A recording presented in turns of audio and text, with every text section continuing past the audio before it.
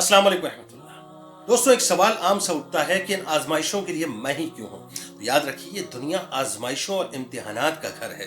हदीस शरीफ में आता है कि दुनिया मोमिन के लिए कैद खाना है और काफिर के लिए जन्नत है। और ऐसा कैद खाना है कि अल्लाह ताला सूरह बकरा में फरमाता है कि और हम जरूर बिल जरूर तुम्हें आजमाएंगे, कुछ खौफ और भूख से और कुछ मालों और जानों और फलों के नुकसान से। और ए महबूब, इन सब्र करने वालों को खुशखबरी सुना दें। एक और हदीस शरीफ में आता है कि अल्लाह जिसके साथ भलाई का इरादा करता है तो उसे किसी मुसीबत में मुब्तला कर देता है।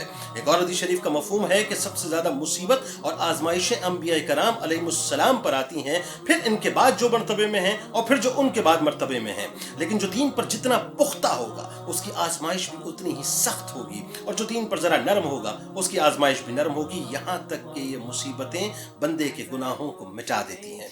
एक और हदीस शरीफ में अल्लाह ताला फरमाता है कि जब मैं किसी बंदे की महबूब चीज इस दुनिया से उठा लेता हूं और वो सवाब की नीयत से सब्र करे तो उसका बदला जन्नत ही है। और आखिरी हदीस पेश कर रहा हूं कि जब इंसान के लिए अल्लाह के यहाँ कोई ऐसा दर्जा मुख्तस हो जिसे पाने के लिए इंसान के आमाल नाकाफी हो, तो अल्लाह तबारक व तआला उसको जिस्म, माल और औलाद की मुसीबत में मुब्तला कर देता है। यानी यूं समझ लें कि अल्लाह ने एक मकाम आपके लिए जन्नत में रखा है, लेकिन आप अपने अमाल के जरिए से और सजदों के जरिए से उसको हासिल नहीं कर पा रहे, तो अल्लाह आपको आजमाइश और मुसीबत में मुब्तला करता है। यहाँ तक कि आप सब्र करके उसकी रजा पर अपना सर झुकाते हैं तो अल्लाह ताला उस मुकाम के जरिए से आपको सर बुलंद कर दिया करता है। इस वीडियो को जरूर शेयर कीजिएगा। अस्सलामु अलैकुम व रहमतुल्लाह।